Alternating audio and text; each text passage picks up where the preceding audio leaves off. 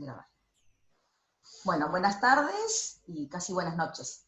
En este caso vamos a desarrollar un poquito la evolución del pensamiento económico. Estamos en la unidad 18, es decir, la última que tiene establecida el programa, y ahí van a tener, en el aula virtual, tienen también un capítulo que es el capítulo 28 de Mochoni y Becker, de una edición anterior, donde también tienen en 20 páginas un resumen, digamos, de lo que vamos a ver más o menos en este video en particular. Entonces, unidad 18, y en el aula virtual busquen ahí, van a encontrar el capítulo 28, ahora se los vamos a indicar cuando se les cargue esta teoría en particular. Bueno. Bueno, buenas tardes, buenos días, no sé a qué hora nos agarran, pero buenas entonces. Bueno. Esta es la última unidad del programa y vamos a repasar de una manera, es Economía 1, es una materia de primer año, este tema es en cualquier licenciatura en economía es una materia por sí sola.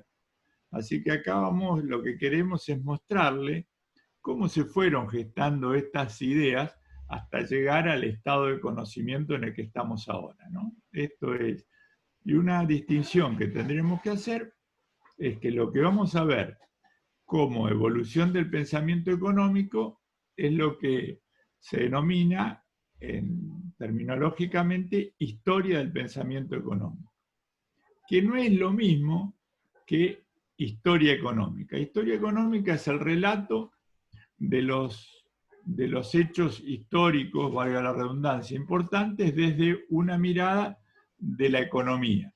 Historia del pensamiento económico es la historia de las ideas económicas a través del tiempo. Obviamente, pensamiento y realidad se relacionan todo el tiempo a una realidad que después aparecerá en una realidad fue motivada por una manera de pensar de los decisores de esa realidad, que era el pensamiento económico. O sea, y a su vez, la realidad misma, según en qué edad la estemos mirando, incidía en la forma de pensar de primero los filósofos, después los economistas, ¿no?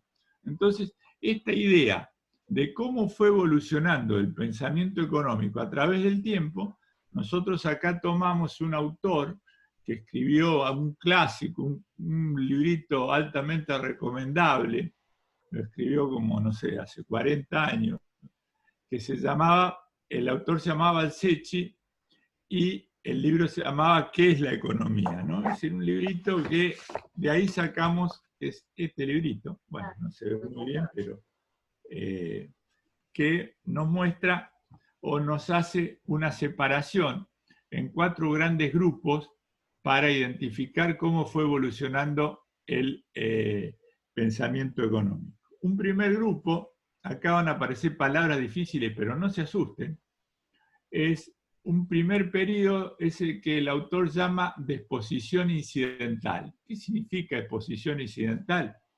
Que los temas económicos aparecen, lo voy a decir, esto queda grabado, pero aparecen mezclados con otros temas que hacen a la vida del hombre, ¿no? Esto pasó en la Edad Antigua y en la Edad Media. La economía como ciencia no tenía una identidad propia. Por eso se llama exposición incidental. El problema económico, sabemos, existió siempre. El problema que tenía el hombre para satisfacer sus necesidades existió siempre, coexistiendo con otros problemas del hombre, con otras vicisitudes.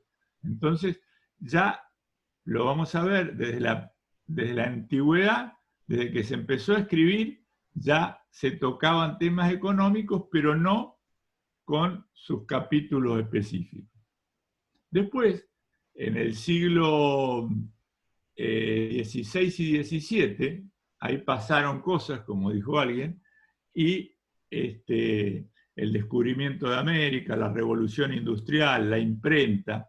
Entonces aparecieron pensadores que fueron identificando los problemas económicos ya de una manera más independiente. Por eso se llama estudio autónomo.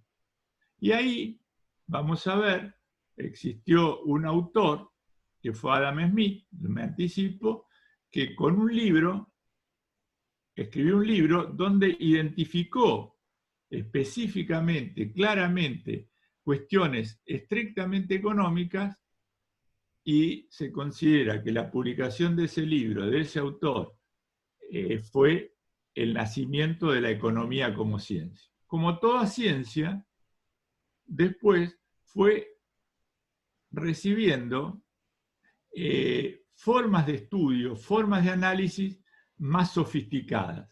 Eso es lo que se llama la investigación sistemática. ¿Se acuerdan cuando hablamos de, en las primeras unidades, de un objeto de estudio, de una metodología de estudio? Ahí ya se estructuraron los pensamientos que venían ya de la economía con una manera de articular con otros conocimientos mucho más sistemáticas, ¿no? Y acá aparece muy fuerte, que le dio una identidad hasta excesiva para nuestro criterio, el entroncamiento de la economía con las matemáticas, ¿no? Con las ciencias exactas.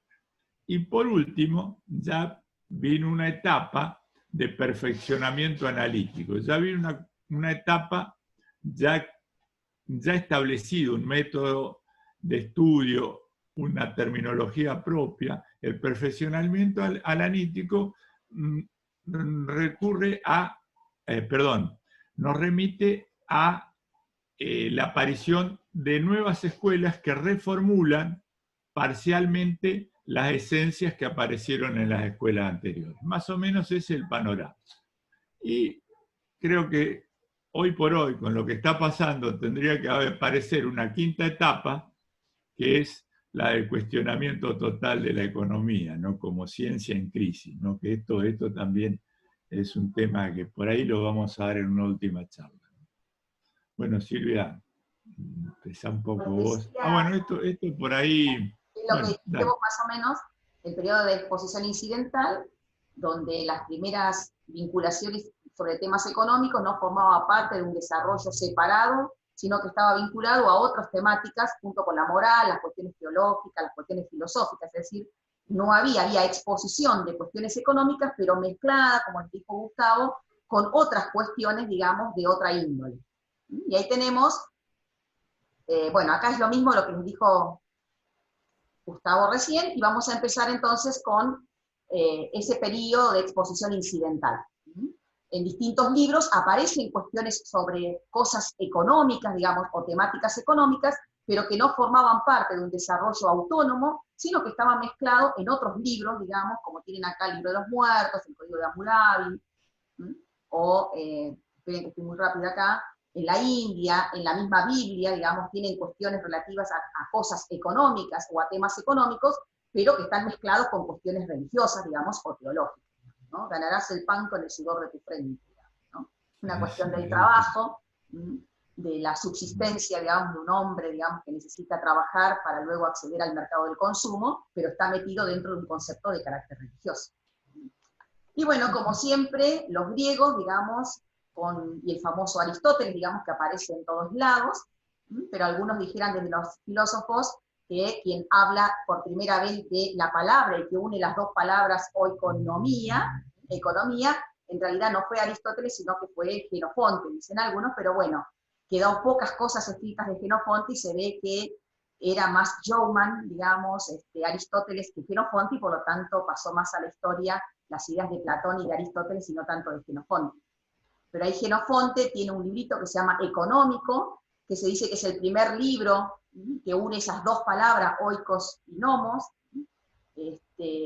y que justamente en su primera frasecita él dice, se preguntan entre ellos en esos diálogos socráticos, si es posible encontrar en la administración de la casa una ciencia como la medicina, como, no me acuerdo cuál es la otra que nombra, pero si es posible hablar de una administración correcta de la casa como si fuera una ciencia. Y ahí empiezan a discutir, digamos, si era posible esa administración correcta de la casa, y bueno, es muy lindo, digamos, leerlo porque la imagen, por ejemplo, lo que se preguntan es si es posible que esa administración correcta de la casa la pueda llevar, por ejemplo, una mujer, ¿no? También hay que ubicarse en la época, esto es antes de Cristo, 400 antes de Cristo, o sea que la idea de la cuestión de los derechos de las mujeres, digamos, está obviamente muy, faltan todavía muchos años, entonces hay que leerlo bajo el contexto histórico. A cada uno de estos autores hay que leerlo en el contexto histórico donde cada uno escribió, ¿no? O sea, obviamente. Bueno, después tenemos, esperen que vuelvo para atrás, vuelvo con esto que es más fácil.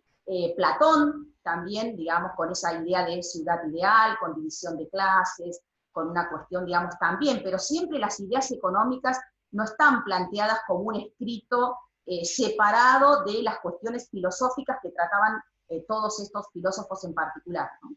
Aristóteles tiene también esta diferencia entre la administración correcta de la casa y después lo que se va a llamar la crematística, que sería la ciencia del abastecimiento, de comprar y vender, digamos, con ideas como, por ejemplo, que está bien, digamos, intercambiar una cosa por la otra para satisfacer una necesidad, pero no está tan bien en términos filosóficos del momento hacer un intercambio, por ejemplo, por dinero, es decir, ganar dinero por el dinero en sí mismo. Después vamos a ver que esa idea de los intereses, la Iglesia, digamos, lo va ¿cómo se dice?, a cuestionar durante bastante tiempo. Entonces, pero básicamente lo que ustedes tienen que entender es que en esta época no hay ideas económicas, escritos económicos que hagan referencia, porque, no sé, si un día quieren leer el económico de Jenofonte, se van a dar cuenta que se va por las ramas, digamos, habla de la agricultura, por ejemplo, de cómo cosechar adecuadamente, de cómo cultivar la tierra, es decir, temas económicos, pero no la idea que nosotros, o que ustedes vieron, lo que es economía 1, digamos, ¿no? O sea, nada que ver. O sea, son cuestiones más bien de carácter filosófico, que tienen cuestiones económicas, pero no separadas del resto de los pensamientos que tenían los filósofos en ese momento.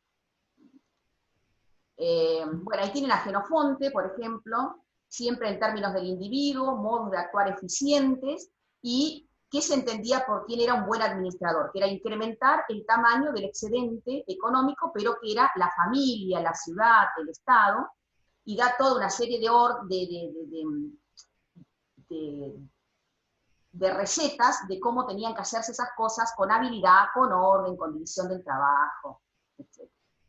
Bueno, ahí tienen a Platón, 400 antes de Cristo, era aristocrático, hace la primera sistematización de lo que es la sociedad, y su principal obra es La República. Seguramente cuando vean ahora en el segundo cuatrimestre entren en filosofía, seguramente van a tocar algunas ideas platónicas, seguramente van a tener alguna partecita de su principal obra, que es La República. O sea que cuando lleguen a filosofía, seguramente van a ver algo de Platón.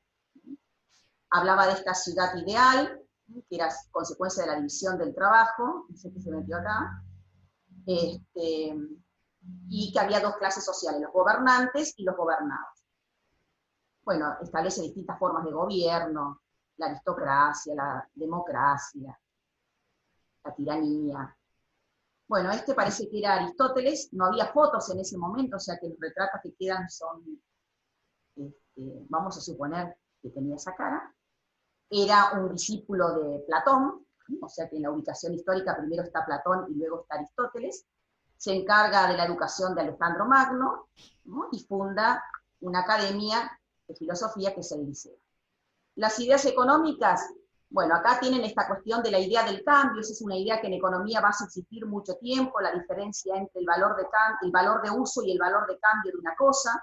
El ejemplo que él da es del zapato, digamos, el zapato tiene dos valores, el valor del zapato como para usarlo, digamos, y el valor del zapato para intercambiarlo, ¿no? Cuando uno va a una zapatería, el que tiene la zapatería no está teniendo zapatos para usar todos los zapatos, estaría mala la idea, pero tiene los zapatos para hacer un intercambio de zapatos, ¿no? La teoría monetaria también tiene una teoría acerca del dinero, sobre la propiedad comunal, es decir, esta cuestión de él defendía de cierta manera la idea de la propiedad privada, porque siempre y cuando, obviamente, en términos filosóficos, siempre y cuando a esa propiedad privada se le dé un uso social o un uso que no sea para acumular propiedades privadas. Y lo que les decía hace un ratito, la economía propiamente dicha era la ciencia de la administración doméstica, que así es cuando ustedes en esas primeras clases, oikonomía es oiko, ¿sí? Casa, nomos, ley, la regla de la correcta administración de la casa, entendida casa en este sentido de que es no la casa que entendemos nosotros, que es la familia chiquitita que tenemos, mamá, papá y nenes, o más ustedes, digamos, que ya no son más adolescentes, digamos, o más jóvenes. En ese momento la casa era una comunidad mucho más amplia, estaba la mamá, el papá, los abuelos, los tíos, los esclavos, la familia del esclavo, es decir, era una comunidad, ¿no? Y lo que decíamos, la ciencia del abastecimiento, que se va a llamar crematística, que era el arte ya de adquirir cosas para intercambiarlas, ¿no? O sea, la verdadera economía, la economía propiamente dicha, era la administración de la comunidad doméstica. Bueno, ahí tienen algunas características, digamos, que va a hacer que luego se pase, y ahora le doy el pase a Gustavo, pasando este periodo.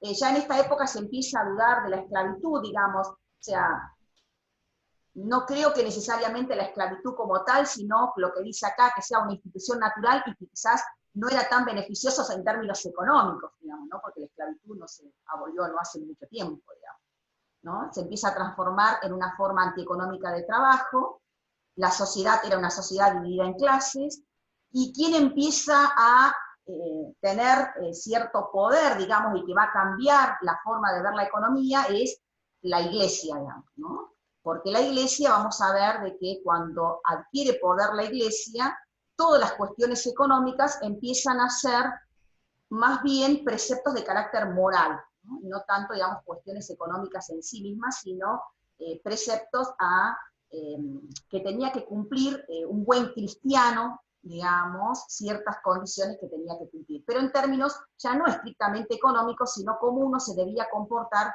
en términos morales y religiosos. Bueno, y ahí tenemos el representante, digamos, en esta época, el famoso Santo Tomás, que lo más conocido, seguramente también, quizás lo ven algo en filosofía, siempre se ve también la prohibición del cobro de intereses, la riqueza no era natural ni buena en sí misma, era una imperfección que había en la tierra, pero que podía mejorarse. La idea de precio justo era una obligación de carácter religioso, o sea que acá no había un fundamento económico, sino una cuestión de carácter de que un buen religioso, un buen católico tenía que cumplir, la idea del justo precio, y el comercio no era bien visto, pero bueno, si era para sostener a la familia y para acrecentar o beneficiar al país, más o menos la iglesia lo aceptaba. Pero acá los preceptos económicos están vinculados a cuestiones más bien con el poderío de la iglesia, todo pasaba en función de lo que la iglesia consideraba que era bueno o que no era tan bueno en términos religiosos. ¿Querés decir algo de todo esto, digamos? No, simplemente haciendo un resumen, la forma de pensar occidental que hoy tenemos, o que en parte fue un paradigma de pensamiento mucho tiempo en la sociedad occidental, tiene esta base, ¿no? Esta base de los filósofos griegos. Al principio había nosotros acá mencionamos dos, pero el Dream Team, la delantera perfecta de los filósofos en orden cronológico eran Sócrates, Platón y Aristóteles, ¿no? Y bueno, veíamos que Platón, a través de su obra cumbre, La República, y después de la obra de Aristóteles, se fue empezando a configurar la forma de pensamiento occidental, no solo para la economía, sino para la sociedad en su conjunto. Ahí, en el medio, acuérdense que también está la historia económica. ¿Quién fue la civilización que reemplazó a la civilización helenística, a los griegos? Fueron los romanos, fue el Imperio Romano. El Imperio Romano, el aporte de los pensadores romanos, sobre todo Séneca y demás, que no los mencionamos, ¿qué hicieron los romanos? Básicamente le dieron un marco normativo, crearon leyes, crearon sistemas de contratos que fueron la base normativa de la economía. Y después, sí, apareció el pensamiento, estuvo dominado, valga la redundancia, por los únicos que tenían tiempo de pensar. Acuérdense que el mundo era un mundo básicamente analfabeto. ¿Dónde estaba la intelectualidad del mundo en ese momento? En la iglesia.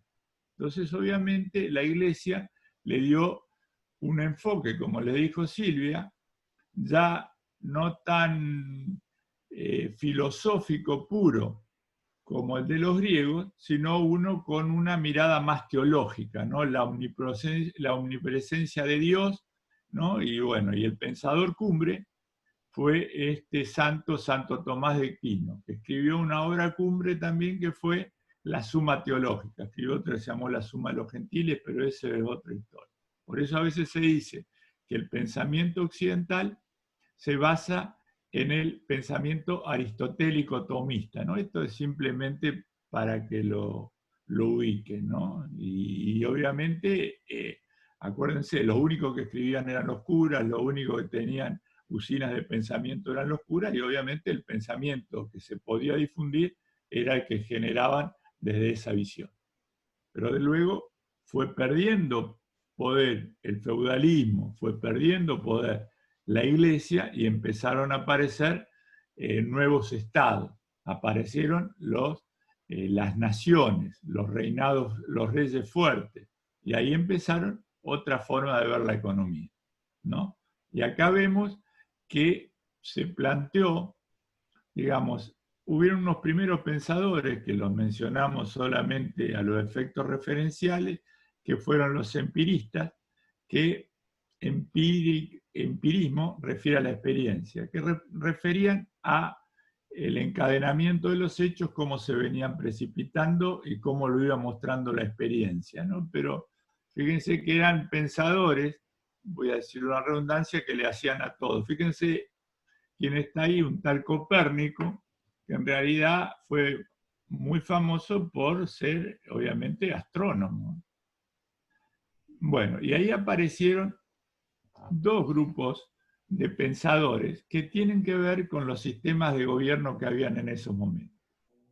Primero fueron los mercantilistas. Los mercantilistas, básicamente, no era una escuela teórica propiamente dicha, sino era una conjunción de pensadores y de funcionarios del gobierno, que iban detrás de ciertos objetivos económicos muy claros, ¿no? Aparecen los estados fuertes, ¿sí? Básicamente España, Inglaterra, Francia.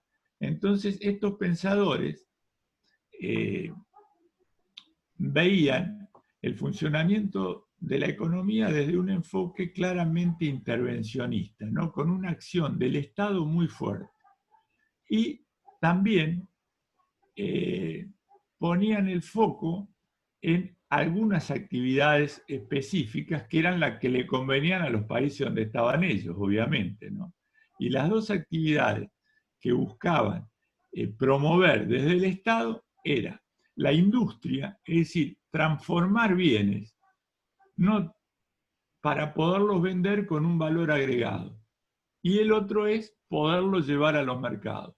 Entonces, no hacerse rico por las riquezas naturales que tenían, sino por transformar esa riqueza y por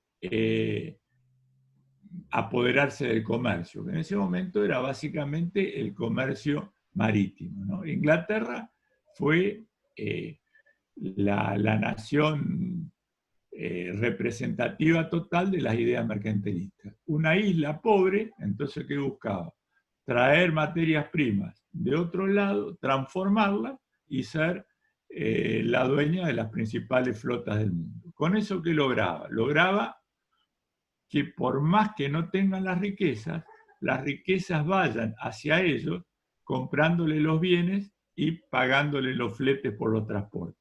Entonces, el oro que se generaba en otro lado, básicamente en España por el aporte de América, terminaba yendo a ellos por pero el objetivo era ese, ¿no?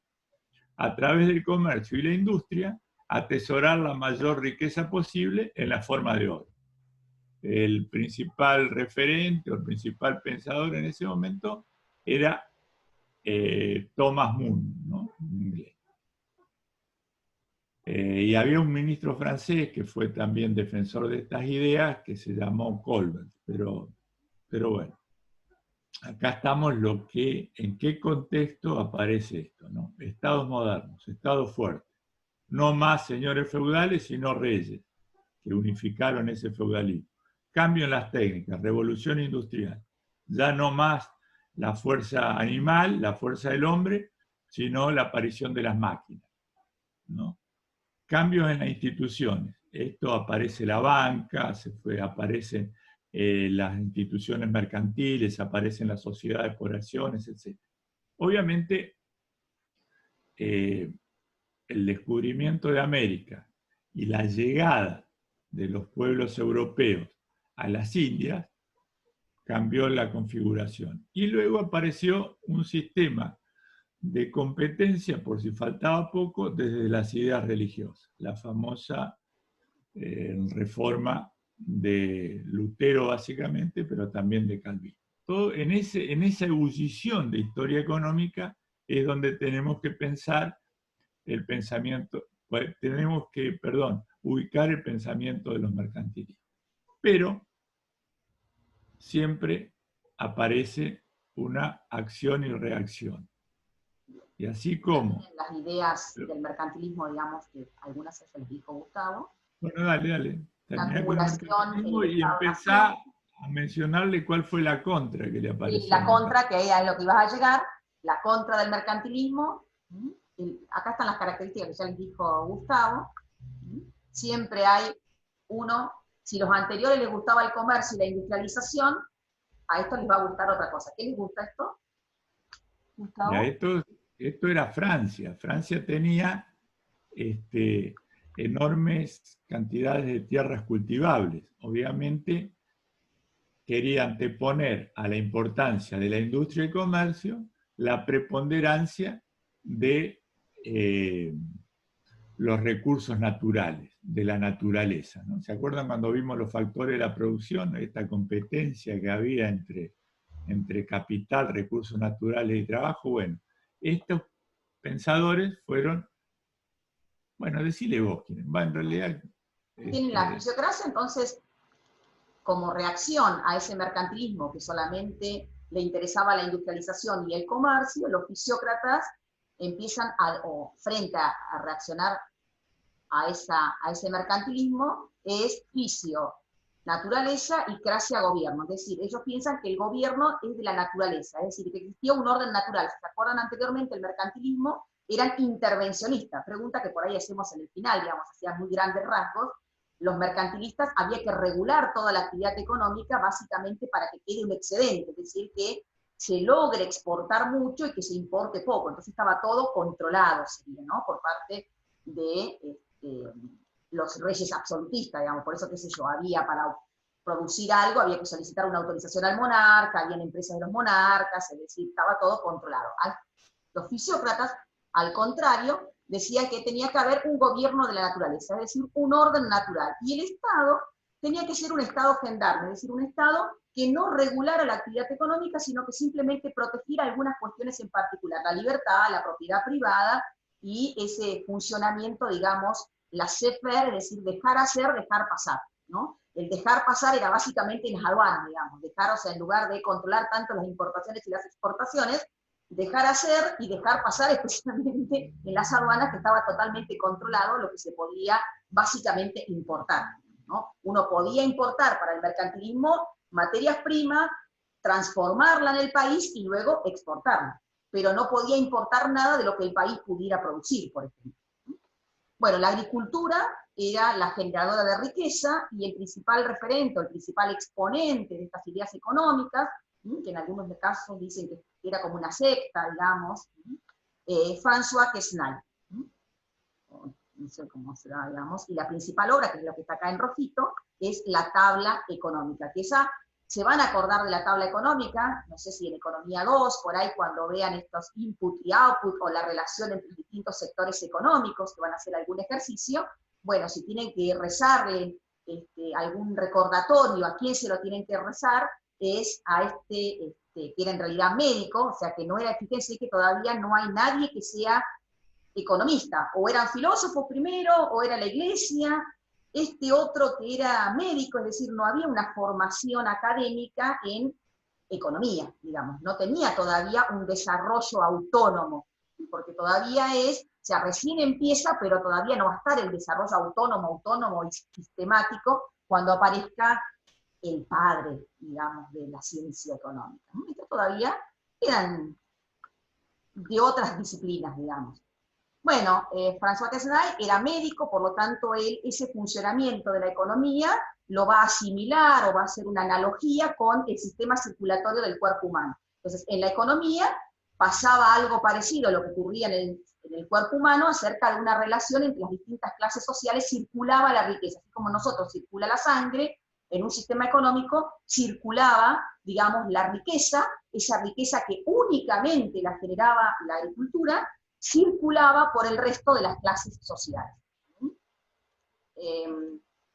Y entre los agricultores, que eran los únicos generadores de verdadera riqueza, la clase estéril, que eran los artesanos, los comerciantes, y los propietarios. Es decir, él va a tratar de mostrar, digamos, cómo circula la riqueza entre esas tres clases sociales. Riqueza únicamente generada por la actividad de la agricultura.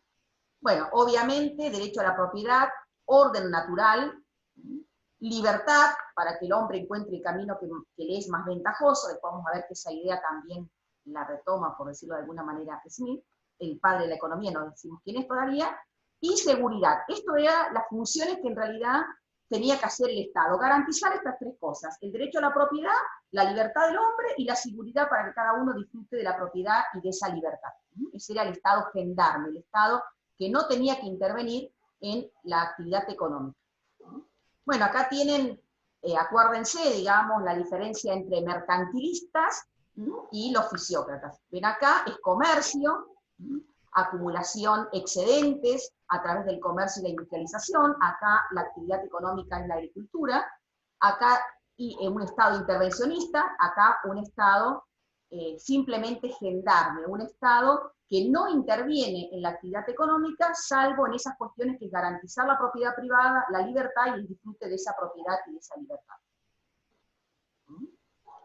Y acá, este señor, ¿quién es? Bueno, ahí vemos que ya salimos del estudio autónomo y ya se empezó a investigar en temas económicos de manera mucho más sistemática, ¿no? Ya con un método. Y bueno, y acá los primeros pensadores económicos son reconocidos o están agrupados en lo que se denomina la escuela clásica, ¿no? Y acá simplemente elegimos 4, tal vez los más famosos: Adam Smith, David Ricardo, Thomas Malthus, el mala onda, después le vamos a contar por qué, y Jean-Baptiste Say, el optimista. Ya le vamos a contar por qué. Bien, Pero, y es el que le bueno, tienen que rezar todo lo que tienen que aprender, o sea, tienen economía porque este señor, digamos, una estampita si quieren hacer, es el sí. padre de la economía, digamos, ¿no?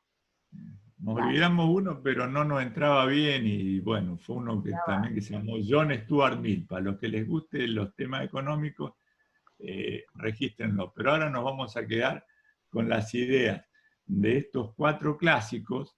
Obviamente no tenemos tiempo material, porque si no se nos hace muy largo. Le vamos a tirar 4 o 5 tips de cada uno, sobre todo de Adam Smith, para que después lo sigan estudiando ustedes por su cuenta. Y acuérdense que también en el aula hay subido una versión mucho más completa de esto que estamos dando acá, de manera mucho más resumida, mucho más compacta, ¿no? Esto ya le digo, en condiciones normales, una carrera de economía es una materia por sí sola. Así que vamos a plantearle lo que hablamos antes. ¿Qué nos mostraba la historia económica? ¿qué estaba pasando? Estaba pasando la revolución industrial, ¿no? Sobre todo en Inglaterra.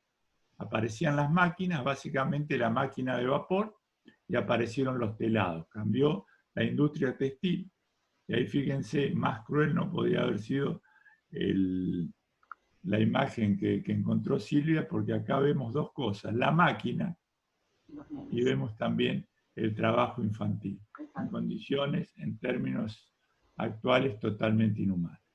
Apareció la industria metalúrgica vinculada con el acero, básicamente, y apareció obviamente el motor, la máquina a vapor, que fue reemplazando la tracción animal. Todo esto estaba pasando.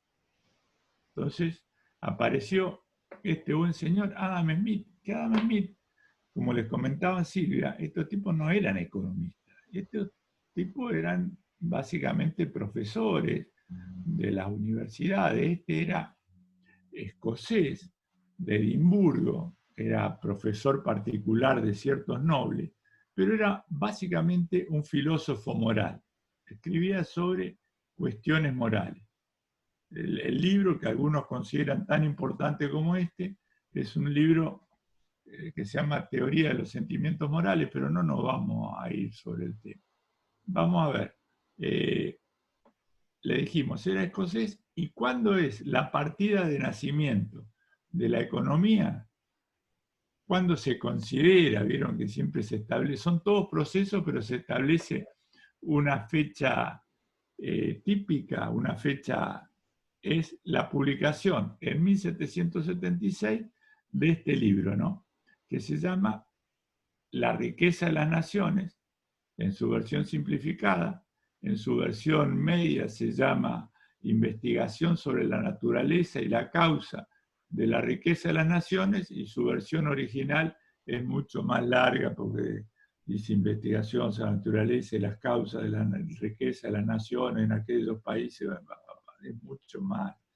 Pero simplemente para que sepan. Y acá este se considera el primer tratado de economía puro.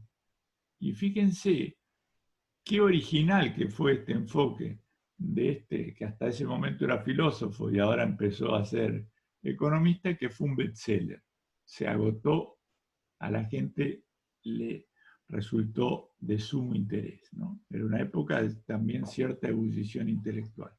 1776, para los que les guste la historia, fue el año que Norteamérica se estaba independizando de Inglaterra, ¿no? Y es un clásico donde hoy se apoyan muchos, y lo van a ver citado en programas periodísticos, pero muchas veces mal interpretado, o como toda gran obra, algunos toman la parte que le conviene, ¿no? Porque este es, digamos, el padre del libre mercado, pero bajo ciertas condiciones éticas. Simplemente le digo esta cuestión. Y bueno, ¿cuáles son las 5 o 6 ideas fuertes? Este hombre también tomó de los mercantilistas la capacidad que tenía la economía de autorregularse, ¿no? Como que dejando a los actores económicos actuar libremente, estos iban progresivamente mejorando sus relaciones, por ende mejorando el funcionamiento de la economía en general, y eso redundaba en un mejoramiento de la sociedad en general. O sea, dejemos a las fuerzas económicas que actúan libremente, que ellas se van a autorregular solas.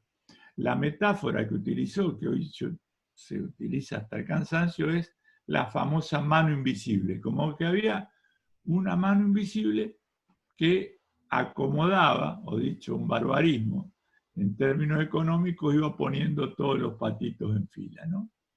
También habló de la división del trabajo, un tema que hasta ese momento no se hablaba. Estábamos en épocas de artesano, el artesano hacía todo de principio a fin. Y este hombre descubrió, o por lo menos planteó, la importancia o las ventajas de la división del trabajo. Y lo planteó, vos te acordás, Silvia, lo planteó en una fábrica de ¿qué? de alfileres. Donde él lo que decía era de que cuántos alfileres puede fabricar una sola persona, y la cantidad es pequeña por día. Mientras que si dividimos el trabajo en tareas totalmente simples, uno corta el acero, el otro le pone ¿vieron un alfiler, digamos, que tiene esa cabecita, digamos, el alfiler, el otro le hace la puntita, el otro lo acomoda, lo pega la puntita, no tengo ni idea cómo se conecta un alfiler, digamos, seguramente la producción iba a ser, bueno, que ya es la idea que aplica, digamos, luego, digamos, el desarrollo del sistema productivo capitalista con el Fordismo, dividir las tareas totalmente en la mayor cantidad posible, lo más simple posible, de manera tal que cualquiera de nosotros podríamos fabricar un alfiler o podríamos fabricar una mesa. Si a mí me toca solamente cortar la madera, a Gustavo le toca solamente lijarla, a otro le toca solamente pintarla, al otro le toca solamente hacer los tornillos, y si dividimos la tarea, seguramente una mesa yo iba a demorar 1 año y medio. Si dividimos la tarea, capaz que en un día logramos entre 20 armar una mesa, ¿no? La idea de esta cuestión de la división del trabajo, que luego cuando vean seguramente, no sé, pueden ver en sociología, cuando lleguen más adelante, o en no sé cuál otra materia podrá ser que vean, van a ver, por ejemplo, en el Fordismo, cómo esa división del trabajo se lleva a su mayor expresión, digamos, ¿no? A su mayor, sí, exponente. Bueno, lo que les dijo Gustavo, beneficio individual conlleva el beneficio de la sociedad, y el trabajo es el valor de cambio, o sea, la unidad. O sea, acá estaba en una transparencia anterior a pensarse, digamos, cuál es el valor, o sea, a preguntarse en la economía por el valor de los bienes, es decir, qué es lo que hace que una cosa valga más que la otra, digamos, ¿no? Y acá ella agrega el valor del trabajo, ¿sí? Como un elemento de unidad de medida del valor de los bienes. Que ustedes también algo vieron ya, digamos, porque nosotros vimos ya los costos, la composición, digamos, del valor de los bienes a través de la remuneración de los factores, y ahora cuando veamos más adelante algunas cositas, se van a dar cuenta que muchas de las cosas que aprendieron, de vuelta van a poder tener una estampita a quien se lo deben, digamos, eso que tuvieron que aprender. Bueno, ¿y por qué es tan negativo este pobre hombre? Pesimista. No, era un religioso, ¿no? Era un pastor. ¿Y cuál fue? Fíjense, el libro con el que se hizo famoso, que también está injustamente criticado, es un ensayo sobre el principio de la población. ¿Y qué decía este hombre? Ustedes en matemáticas no sé cómo andan, pero decía que mientras la producción de bienes iba creciendo en proporción aritmética, 1, 2, 3, 4, la población iba creciendo en progresión geométrica, 2, 4, 8. Obviamente esto conducía inexorablemente a un colapso. Iba a haber más gente, más consumidores de los bienes producidos. Y esto planteaba una teoría casi apocalíptica de insuficiencia de recursos ante el crecimiento de la población. Era en ese momento, obviamente, las familias tenían muchos hijos y se veía, o este hombre no veía, un equiparamiento en la producción con el crecimiento demográfico. Entonces, proponía soluciones drásticas. Pensemos que estamos pensando con la mentalidad de fines del siglo XVIII, ¿no? Entonces, él decía, como buen cura, ¿no? ¿Cómo hacemos que la población crezca menos? Con la abstinencia sexual o con los casamientos tardíos, que es bastante parecido en términos. Luego, las guerras y las pestes. Fíjense las soluciones donde él pensaba frenar esto. Obviamente, por suerte, aunque ahora están siendo revisadas ciertas teorías de Malthus, sus predicciones apocalípticas no se dieron porque pasó algo. Pasó la irrupción fuerte de la tecnología. O sea, la economía empezó a producir bienes de una forma mucho más masiva, mucho más explosiva, y eso compensó, obviamente, el, el crecimiento de la población. Hoy se está volviendo a hablar de Malthus por el agotamiento que existe en los recursos naturales, ¿no? Si a alguno le gusta el cine, van a ver que hay películas que se llaman neomalthusianas, por ejemplo, ¿no? Que son esas películas donde uno ve que el mundo está abarrotado de gente, que la gente está en las calles, que no hay alimentos, que se lucha por el agua, digamos, ese mundo caótico, ese mundo, digamos, distópico, digamos, de un futuro totalmente pesimista, se dice que son películas o que plantean realidades neomalthusianas. Hay una película que no sé si se consigue, que se llama Soylent Green, que es una película típicamente malthusiana, neo-malthusiana, ¿no? Este mundo, digamos, donde la población creció tanto y ya no hay alimentos para todo el mundo. Y el planeta está destruido, bien negativo, digamos, era. No sé si era negativo o positivo, pero era inteligente en términos de negocios, digamos. Este era, David Ricardo. siempre se cuestiona, es una cuestión que viene, que es inherente a la profesión, ¿no?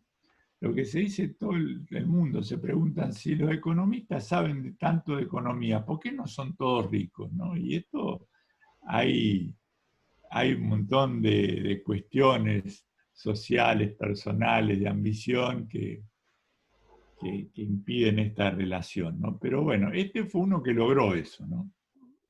Era hijo de un agente de bolsa, de familias judías muy vinculadas a la bolsa de Londres, y él también hizo sus negocios e hizo mucha fortuna.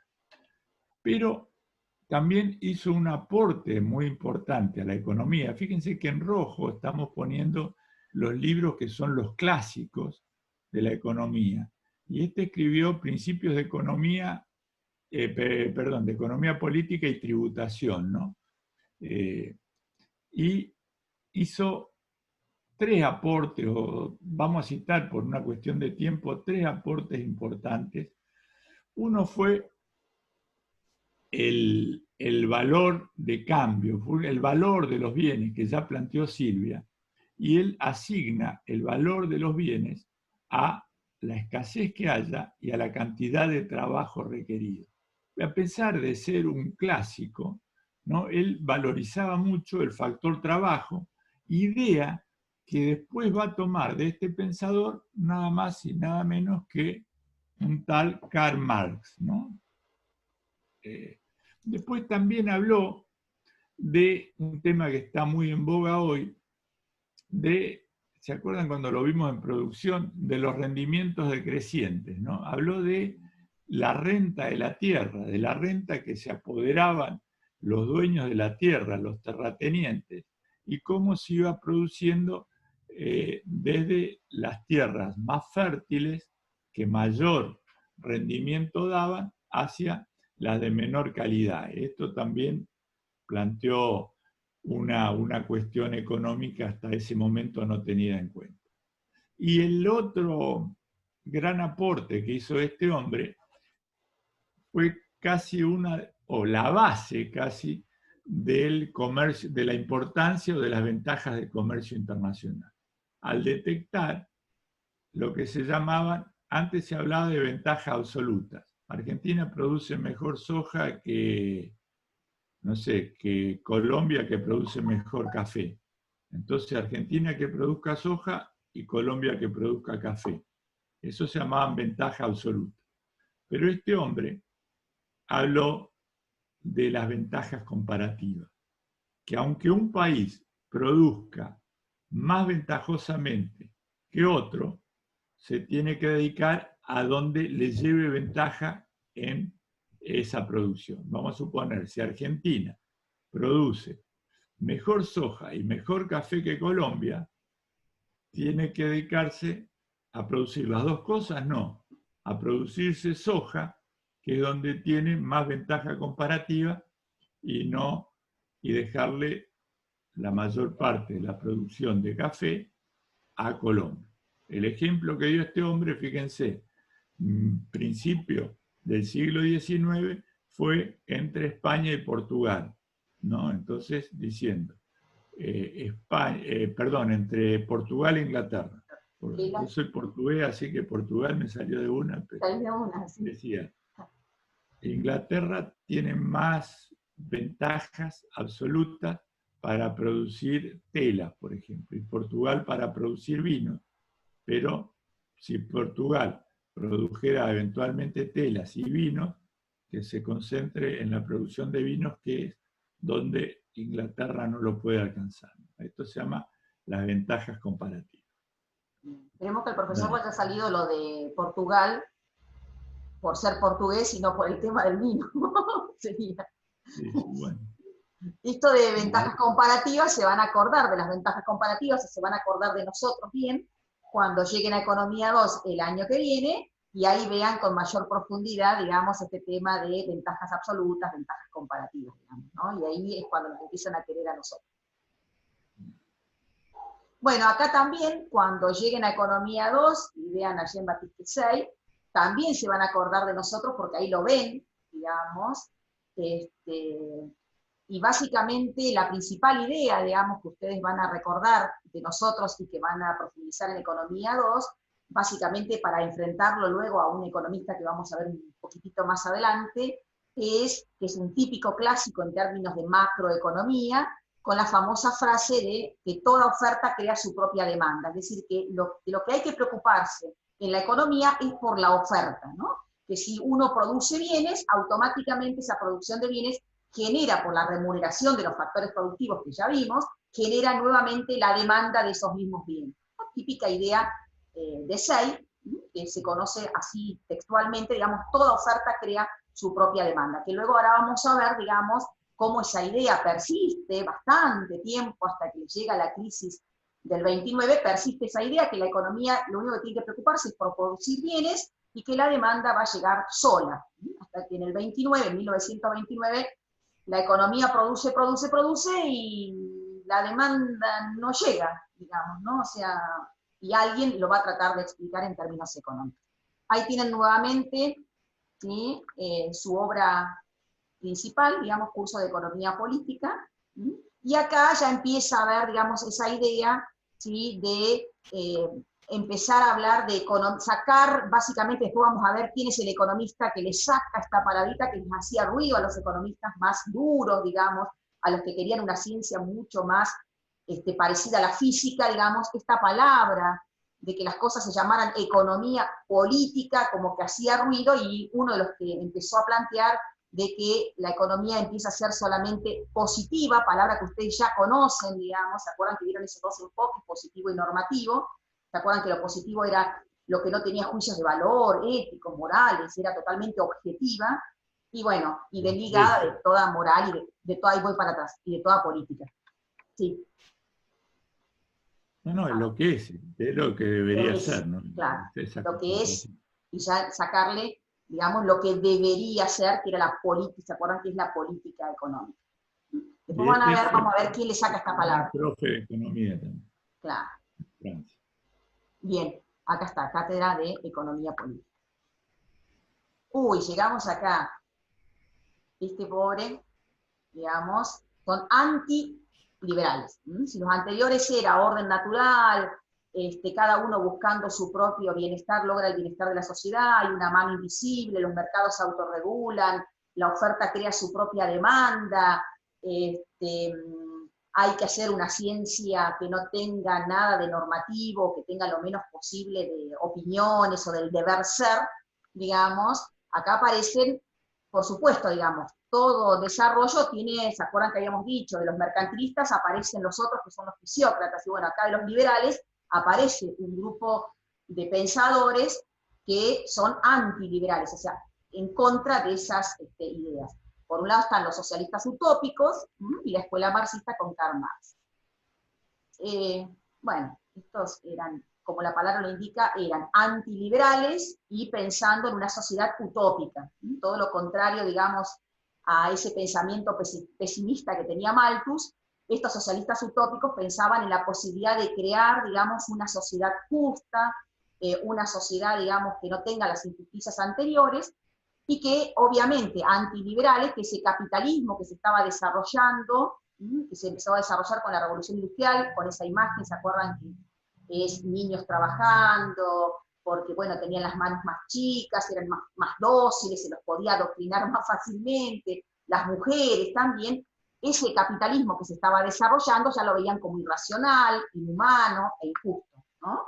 Obviamente no estaban de acuerdo con ese dejar hacer, dejar pasar, y que el Estado simplemente sea un Estado gendarme, y que iba a haber armonía de intereses, es decir, que cada uno de nosotros, buscando nuestro propio bienestar, logramos el bienestar de la sociedad, ¿no? Y que, lo que les decía, a contrario de Malthus, que era pesimista, estos eran optimistas, o sea que se podía crear una sociedad mucho más justa, mucho más humana, siempre y cuando se creara un orden social que permitiera, digamos, ¿no? Entonces empezaron como a construir o cooperativas, algunos, otros, digamos, con una idea mucho más... ¿eh? Esto imagínenselo escuchando el tema Imagine Claro. de John Lennon. Claro, sociedades que si uno, ellos decían que si uno daba las condiciones adecuadas, la sociedad iba a ser totalmente justa, racional, todos éramos buenos, por lo tanto creaban o cooperativas o sociedades donde todos vivían juntos, nos daban a todos un terreno, una casa, producíamos para esa sociedad que todos conformaban, ¿no? Pero básicamente, bueno, ahí se van a acordar, digamos, por esta palabra, socialistas utópicos, que era posible crear una sociedad mucho más justa. Dentro de esos antiliberales tenemos al famoso Karl Marx, con su famosa obra, acá tienen algunas de las obras anteriores, el Manifiesto Comunista, Introducción a la Crítica de la Economía Política, y un poquito más grande tienen ahí escrito su famosa obra, que es El Capital. También hay algunas contextualizaciones que nosotros ponemos acá para que ustedes entiendan que cada una de estas ideas económicas tienen un contexto histórico en el cual se desarrollan, es decir, no están creadas en el vacío mismo, sino que así como los otros, que los que vimos recién, los socialistas utópicos, veían ciertas injusticias del sistema capitalista y salen con sus ideas de esa idea utópica de la sociedad, en el caso de Marx, él también observa, digamos, él está observando la segunda etapa de la revolución industrial, digamos, ¿no? Es decir, donde hay una profundización de esas características en la producción capitalista, y veía las injusticias que estaba generando ese tipo de sociedad, ¿no? Creo que ven algo de Marx en sociología, o sea, en cuarto año, sé que ven algo de Marx, digamos. Bueno, acá tienen básicamente la idea, una de las ideas principales del marxismo es que la división de clases, esta idea de que todo está en la estructura económica, es decir, la división de clases que hay en una sociedad está en función de qué se produce. ¿Se acuerdan cuando vimos, sí, al principio, digamos, el qué, el cómo, esas famosas preguntas? Entonces, para el marxismo dirán que la división de clases que hay en la sociedad, básicamente esas dos divisiones entre capitalistas y trabajadores, se origina por esas, cómo se responden, básicamente, qué se va a producir y cómo se produce y cómo se va a intercambiar esa producción. Es decir, según la estructura económica o cómo se establezca el sistema productivo, es lo que determina la división de clases que va a haber luego en esa sociedad, ¿no? Y que los cambios sociales, dice él, ¿no? No hay que buscarlo en las ideas de los hombres, en esa superestructura, sino que también van a haber cambios sociales cuando cambien los métodos de producción y los métodos de intercambio que tenga esa sociedad. O sea, por eso se llama materialismo histórico. La evolución histórica de las clases sociales, o la evolución histórica de los cambios sociales, depende de la estructura material, que sería el sistema productivo que impera en una determinada sociedad, digamos, en particular. Por eso se llama materialismo histórico.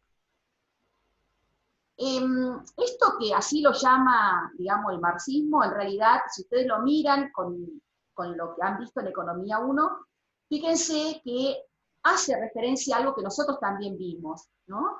El valor de algo se divide en tres cosas. Esto ustedes lo vieron, ¿se acuerdan que cuando ustedes ven los costos había un costo fijo, un costo variable, digamos, eso, ¿no? Como que hay una parte del valor, que es el capital que está en maquinarias, en edificios, en materia prima, digamos, y después en el capital variable incluye a la fuerza de trabajo. Y el otro concepto fundamental, que lo deben haber escuchado, también lo ven en el secundario, algo en el marxismo, es la idea de plusvalía. sea, la acumulación de capital se va a sostener a través de la extracción de ese plusvalor que se extrae del trabajo. Es decir, yo trabajo 10 horas y a mí el salario que me pagan es equivalente a la producción que yo hago en 1 hora. Pero yo trabajé y hice producción de cosas equivalente a 10 horas. Bueno, me pagan 1.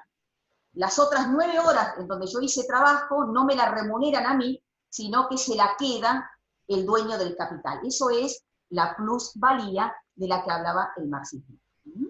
Entonces es incrementada. ¿Cómo me hace? O sea, el capitalista incrementa ese plusvalor prolongando la jornada laboral sin pagarla o pagando parcialmente este aumento.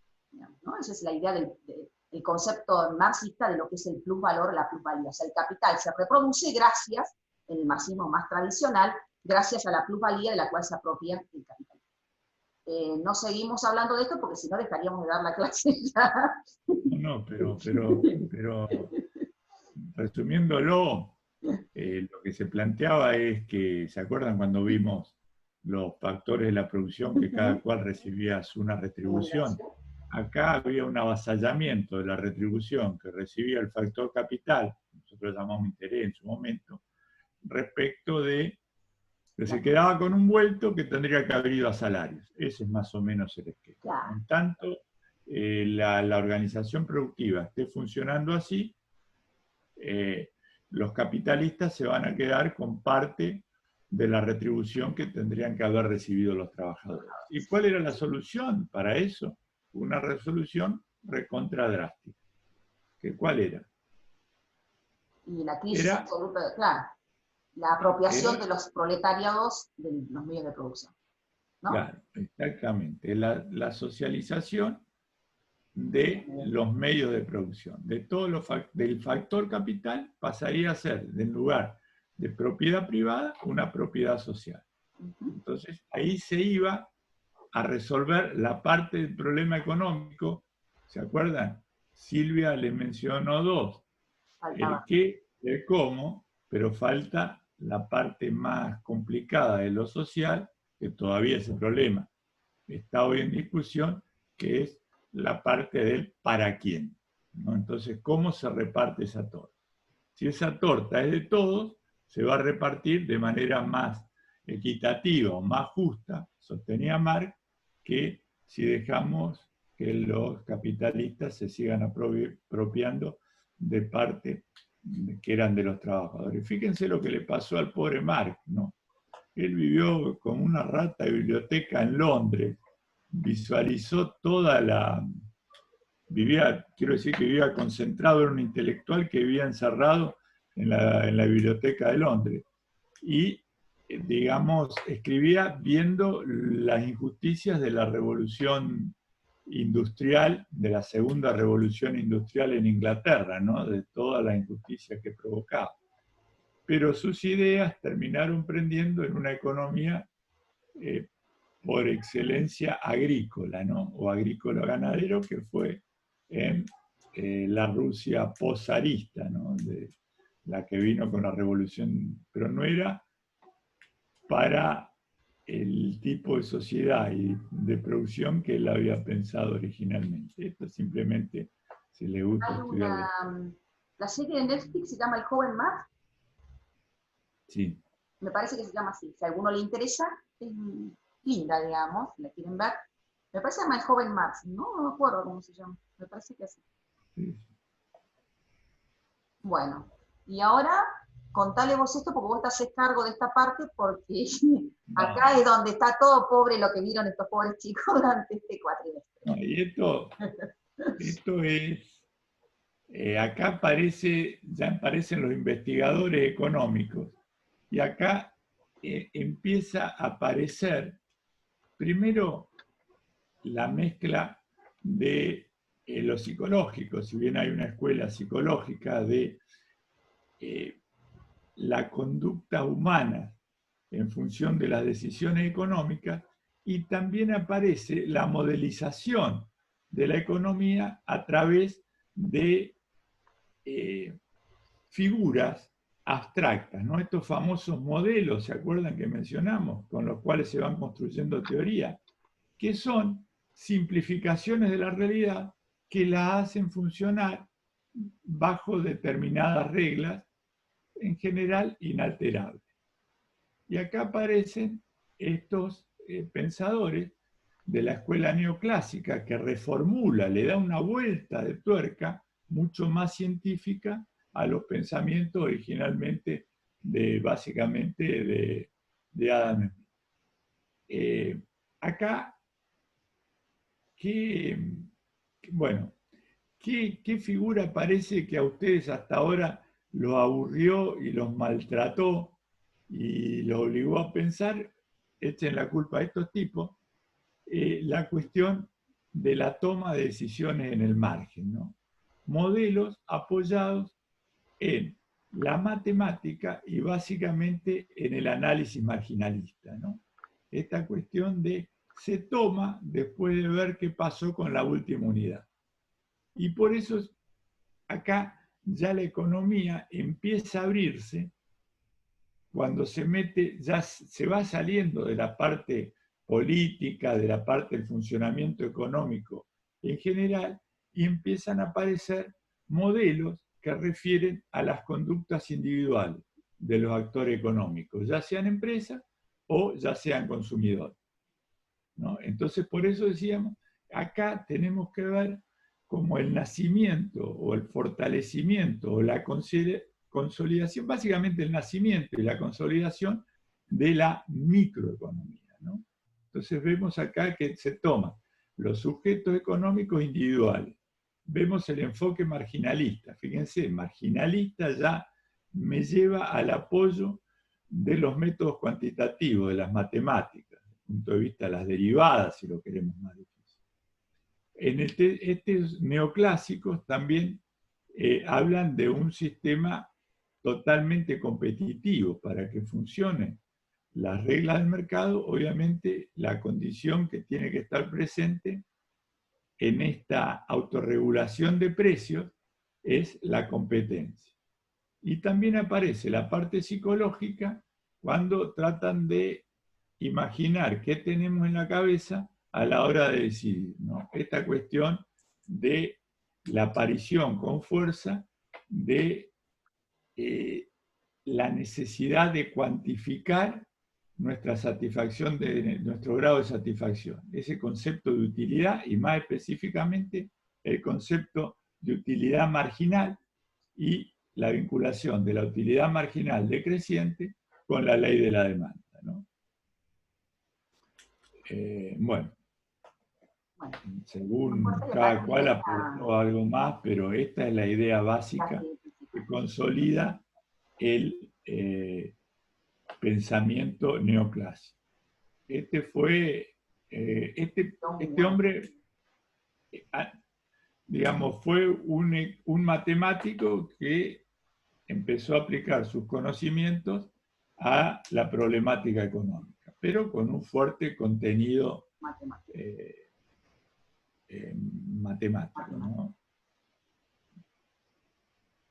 Bueno, acá algunas cosas que decíamos empiezan a reconocer algunas de las ideas que vimos en el desarrollo de Economía 1 y ahora parece que le podemos echar la culpa a alguien, sería, ¿no? Porque los conceptos los conocemos, ¿no? El valor de un bien depende de la utilidad, fíjense que acá cambia, Smith, hasta el mismo Ricardo hablaban de el valor, y Ricardo en el caso del trabajo más, ¿cómo era? La utilidad era, no me acuerdo, la escasez. El trabajo y la escasez, acá básicamente el valor de un bien depende de la utilidad, y por eso estaba la idea de utilidad marginal también, ¿no? O sea, no de la utilidad total, sino de la utilidad marginal. Fíjense esto, si uno lee, dice, la utilidad es la sensación subjetiva que experimenta un individuo cuando realiza un acto de consumir un bien. Dice, pero esta es la definición que me dieron de que eso era la utilidad, la sensación o el sentimiento subjetivo de placer que experimenta el consumidor cuando consume una determinada cantidad. Eso, bueno, lo reconoce Jevons. La utilidad se puede expresar numéricamente, el enfoque cardinal, y esto también si ustedes lo miran, digamos, es la utilidad proporcionada por un bien es inversamente proporcional a la cantidad de ese bien previamente poseída, ¿no? Que después ustedes van a conocer como la ley de las utilidades marginales decrecientes, es decir, que a medida que yo consumo más de un bien, la utilidad que me adiciona a cada unidad va a ser cada vez menor. Entonces, todas esas ideas, si ahora quieren dedicárselas a alguien, pueden dedicárselas a este buen señor. Especialmente si alguno lo ve y todavía tiene que rendir el recuperatorio final de algún parcial, o cuando tengan que rendir el examen final, pueden ponerle estampita a este buen señor. Bueno, acá también, si quieren ponerle estampita a otro por algún concepto económico, a este a quien le ponemos estampita. ¿Dónde vieron este concepto, Gustavo? Que lo demos a este buen señor. Y acá vemos el concepto de la, básicamente de la toma de decisiones, ¿no? Del elegir, de pensar cuando elegimos una alternativa, cuál fue la mejor alternativa abandonada, ¿no? Esto es, y también vimos la contribución marginal cuando vimos la ley de los rendimientos marginales y básicamente el nivel óptimo de empleo con el valor de la productividad marginal, ¿no? Esa relación otra vez entre lo productivo, lo real y su retribución monetaria. ¿Se acuerdan? El salario y el valor del producto marginal. Y este fue, digamos, el pensador que un poco resumió de manera hizo muy entendible, un gran comunicador de su época, y su libro Principios de Economía fue un clásico de economía, hoy en día se utiliza porque sintetizó de una manera muy entendible todo este pensamiento neoclásico, ¿no? Fíjense, por ejemplo, el libre juego de los mercados a través de la oferta y la demanda, ¿no? Que él los comparaba, ¿te acordás con quién, Silvia? No, no me acuerdo. No, bueno, él decía que determinar cómo se determinaba el precio entre la oferta y la demanda es como pretender saber cuál de las dos hojas de una tijera era la que cortaba la tela, ¿no? Entonces veía que era una interacción conjunta. Y después también desarrolló fuertemente, con ideas que hasta ahora estoy, la importancia, obviamente, de las variaciones relativas, ¿no? De los cambios. Esta cuestión de la elasticidad también se la debemos a él. Y el otro aporte que se consolida hasta el pensamiento actual, que han quedado casi como irrebatibles, es esta cuestión de las economías de escala, ¿no? Este fue un gran pensador cuyas ideas permanecen hoy vigentes por su capacidad de síntesis y su capacidad de comunicación. Fíjense que acá ya aparece principios de economía, ¿no? Esa palabrita que antes aparecía en casi todos, que era economía política, le saca básicamente el aditamento de la política y queda como la mayoría de los libros que vemos, digamos, que se llaman o principios de economía, introducción a la economía, ya no aparece más esa palabra política. Y bueno, el de perfeccionamiento analítico, acá básicamente nos vamos a centrar en ¿sí? Que es la escuela keynesiana. También algo que ustedes van a desarrollar con profundidad en Economía 2, o sea, el año que viene ustedes básicamente, ¿sí? Se van a centrar fuertemente en la escuela keynesiana. Ahora van a ver por qué, porque así como de la economía le verían quién se hizo cargo de su nacimiento, quién es el padre de la economía, digamos, que habíamos dicho que eran Adam Smith, con ese famoso libro La riqueza de las naciones. Acá vamos a ver que en el caso y que la microeconomía tiene mucho desarrollo en la escuela neoclásica, en todos esos pensadores neoclásicos, o sea que ahí estaría el padre básicamente casi de la micro, digamos, si no quiere un padre ya específico para la microeconomía, con este señor, John Maynard Keynes, van a tener el desarrollo de la escuela keynesiana y el padre de esa otra gran rama que nosotros también vimos de la economía, que es la macroeconomía. ¿Se acuerdan que la micro estudiaba los agentes económicos individuales, que es lo que vimos este año, los consumidores y los empresarios, o las empresas, o las unidades productoras, y con el keynesianismo, o con este economista en particular, aparece fuertemente el estudio de la macroeconomía, el estudio de la economía a nivel agregado, a nivel de, ya no de agentes individuales, sino de variables como desempleo, crecimiento, inflación, déficit del sector público, superávit del sector público. Para nosotros casi decir superávit del sector público no nos entra mucho en la cabeza, digamos, pero bueno, básicamente, digamos, es ya perfeccionamiento analítico, la escuela keynesiana, la de la economía del bienestar. Ahí tienen, por ejemplo, a alguien que vimos en economía ambiental, Vigo, digamos, como un representante, digamos, de esa escuela en particular.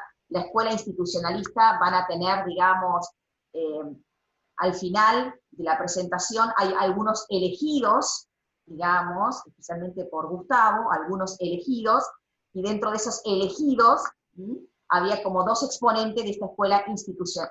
Ahí tenemos, voy para atrás. Institucionalista. La escuela neoliberal, que sería toda la escuela, digamos, dentro de esa escuela que ya venía, digamos, como neoclásica, las escuelas, digamos, tienen a esas, algunos que por ahí los escuchan en la tele, digamos, algunos que son economistas neoliberales.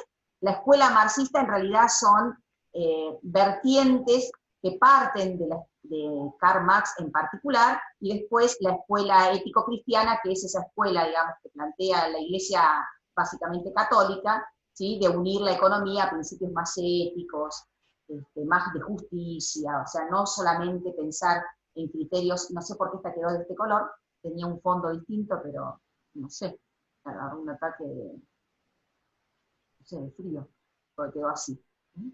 Pero básicamente nos vamos a centrar en este economista y en esa escuela institucionalista, básicamente porque hay dos exponentes que van a aparecer más adelante como algunos preferidos, sería por decirlo de alguna forma. Bueno, ¿querés hablar de Keynes? Y bueno, ahí tenemos sí, uno rojito. creo que estamos, se nos está yendo un poco el tiempo, pero vamos a tratar de ser breve. Keynes, en realidad, aparte de ser un intelectual brillantísimo de su época, que formaba parte de una élite intelectual de Inglaterra, tuvo una actuación muy fuerte en las políticas públicas, ¿no? Y su principal aporte, digamos, él aparece, algunos dicen, algunos lo defienden y otros dicen fue en realidad el principal defensor del capitalismo. ¿Por qué? Porque cuando el capitalismo había como sistema económico apoyado en los pensamientos económicos de los neoclásicos, habían demostrado insuficientes, se habían demostrado insuficientes, incapaces de explicar el caos económico que había pasado básicamente en el año 1929 con el crack de toda la economía, el crack bursátil, que si bien se produjo en Nueva York, salió expandido hacia todo el mundo, por lo menos el mundo occidental. ¿Qué fue lo que pasó? Terrible caída de la actividad económica, despidos, suicidios, cierre de fábricas, recesión, desempleo, una inflación. ¿Por qué? Porque no existía demanda suficiente para absorber los bienes que se habían producido. Entonces Keynes dice, este muchachito, no lo dijo así, ¿no? Say estaba equivocado.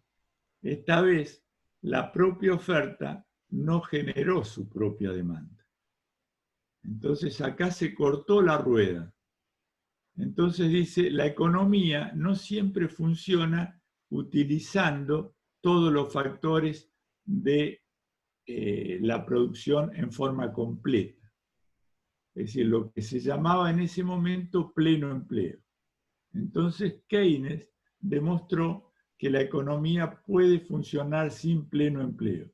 Pero ¿cómo se restablece esa actividad económica caída? Fíjense, hoy está pasando eso todo el tiempo, ¿no? Se restablece, fíjense, aparece esa palabrita ahí, aparece el punto C, voy a hacer hincapié, que es la demanda agregada. La palabra agregada nos saca de la demanda individual, nos saca de la microeconomía y los mete en la macroeconomía. Y él dice, la producción depende de la demanda agregada. Si la demanda agregada es insuficiente, tiene que aparecer un actor con suficiente poder para poder subir esa demanda agregada y permitir aumentar básicamente el empleo. El empleo, básicamente el factor trabajo, pero todos los trabajos. ¿Quién podía darle una inyección para aumentar la demanda agregada? Vamos a no hacernos lo misterioso, contáselo vos, Silvia.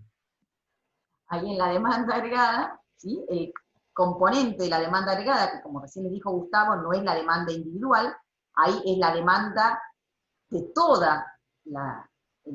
todo el país, digamos, por ejemplo, en este caso va a ser el consumo privado, más el consumo público, que es el gasto público, más la inversión privada, más las exportaciones, o netas y de resto los importes. Pero ahí, dentro de esos componentes, el que puede intervenir rápidamente generando más demanda agregada y por lo tanto más producción y por lo tanto más empleo, esa es la cadena, digamos, que pensaría el que piensa el keynesianismo, es decir, si yo genero más demanda agregada, va a haber más producción en la economía, y al haber más producción de la economía, hay más nivel de empleo, ¿no?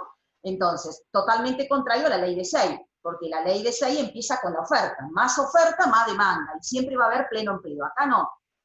Entonces, ese componente de la demanda, que tiene mayor poder, especialmente mayor poder de incrementar la demanda agregada más rápidamente y con mayor potencia, es el Estado a través del gasto público, del consumo público.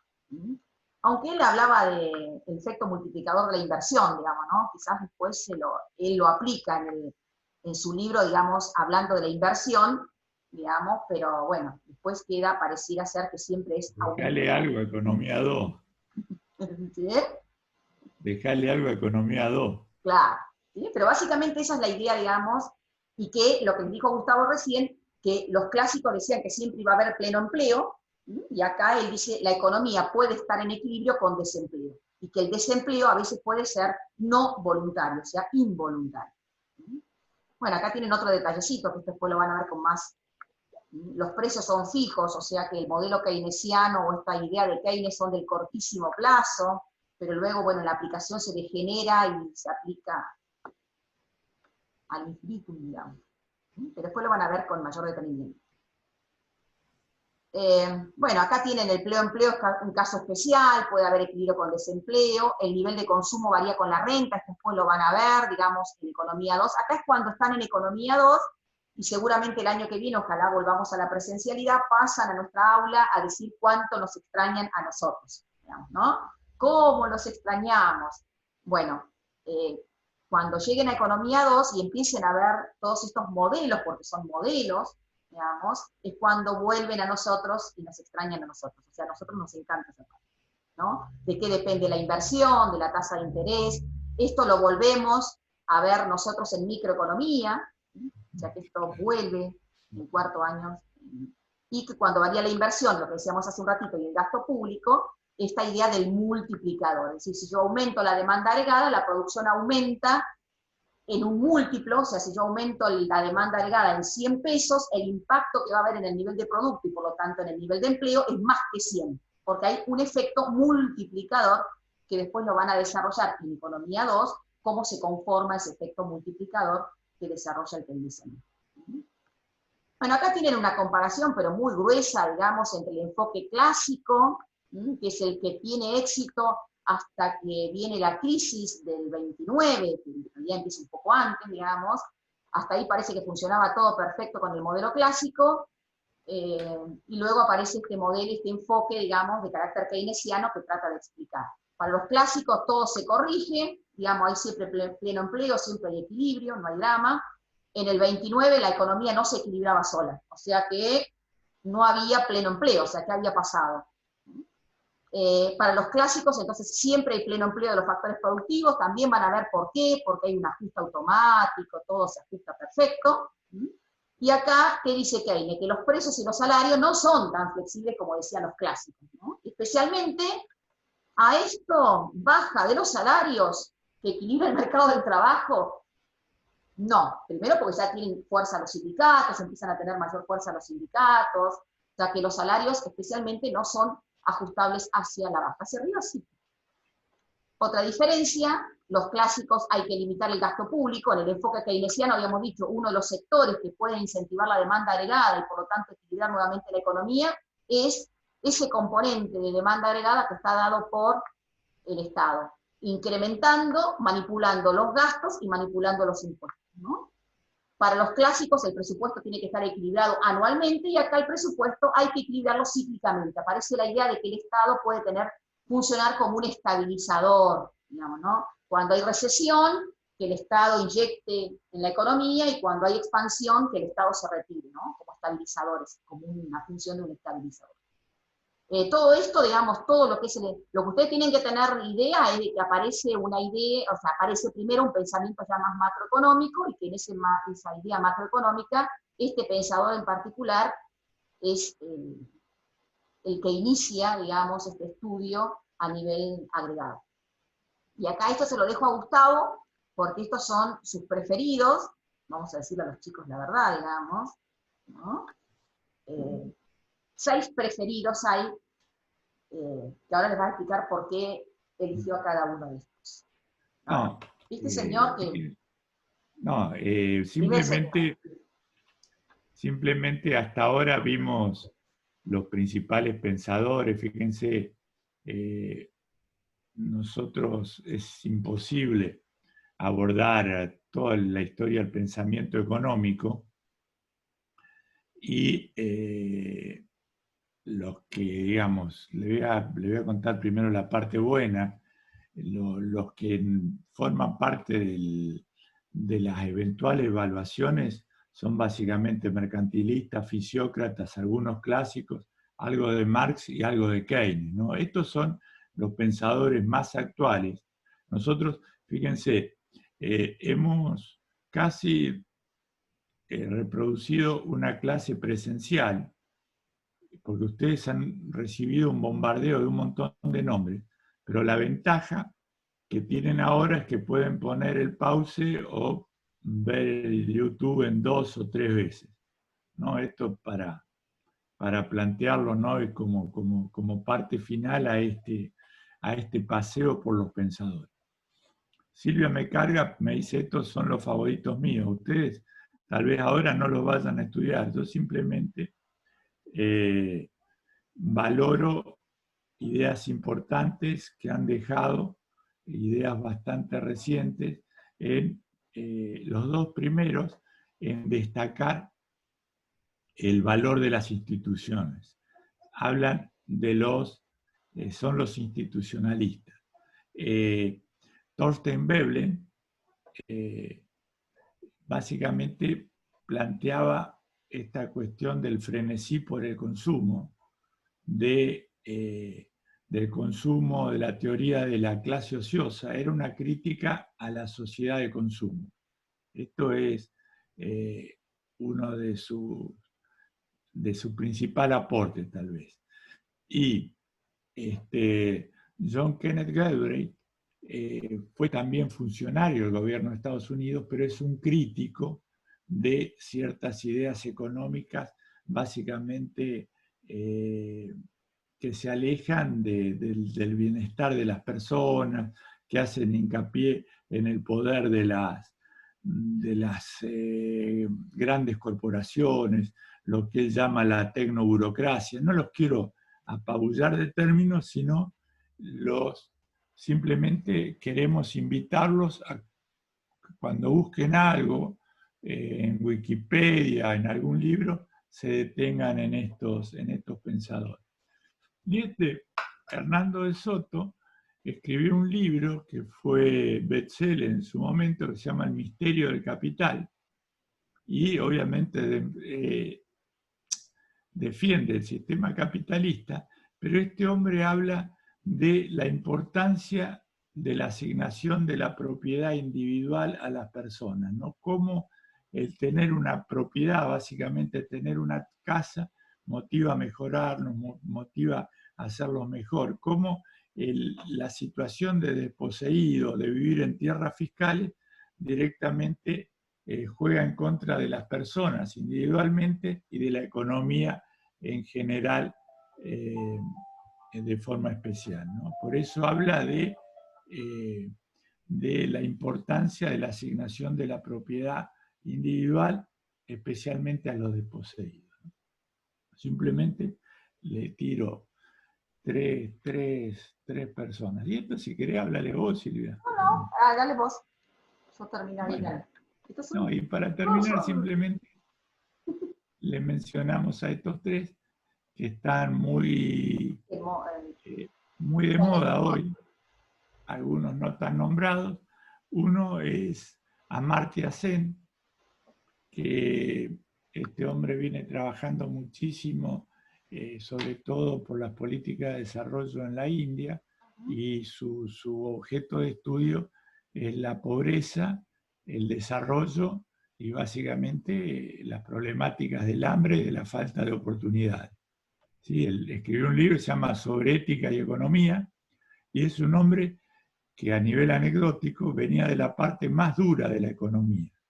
Era presidente de la Asociación de Economía Matemática, un brillante matemático que derivó en sus estudios básicamente en las problemáticas sociales y en el abordaje de las problemáticas sociales, ¿no? Y habla de la importancia de volver a reconciliar la ética con la economía.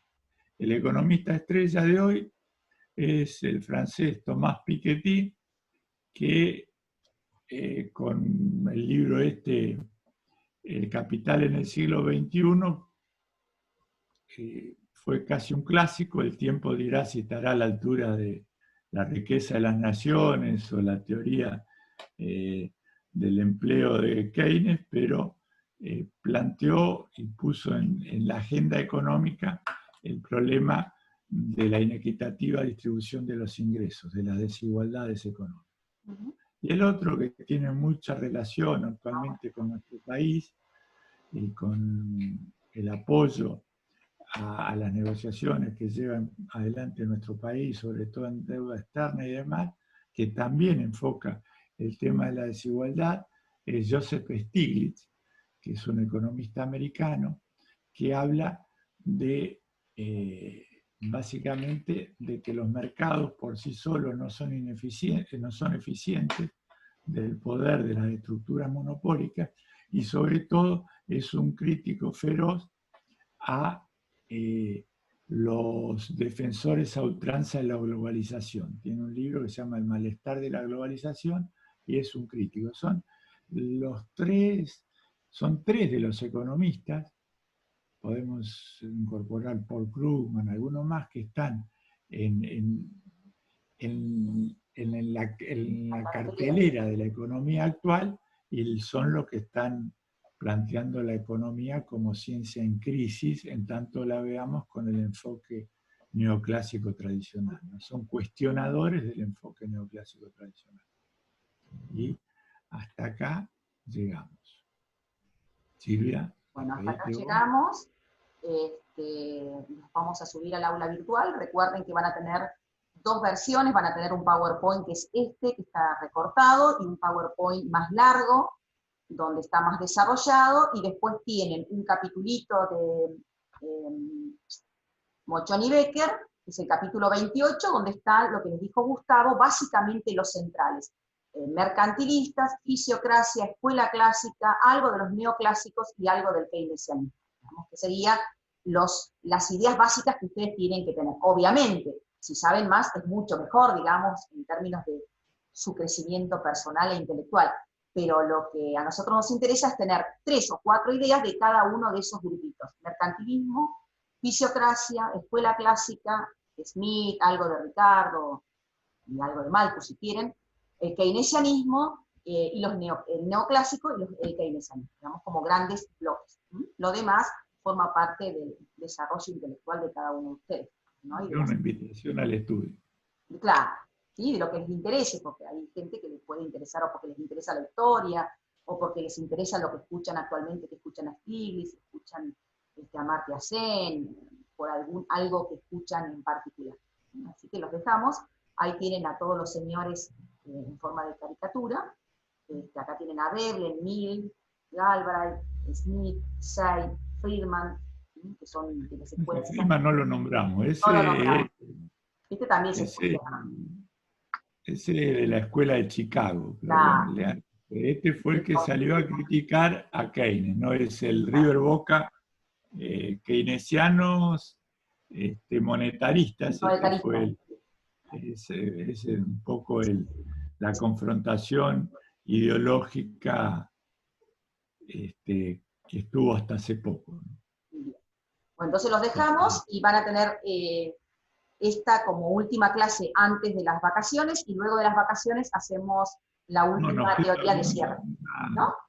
Queda una charlita cortita más sobre la unidad 17. Claro, y de cierre, digamos, que va a ser después de las 2 semanas que viene ahora de vacaciones. Así que si nos escuchan antes de las vacaciones, felices vacaciones. No lo creemos igual. No lo creemos, pero bueno. No se olviden de los trabajos prácticos, los que tienen todo aprobado. Muy bien, listo, entonces nos vemos.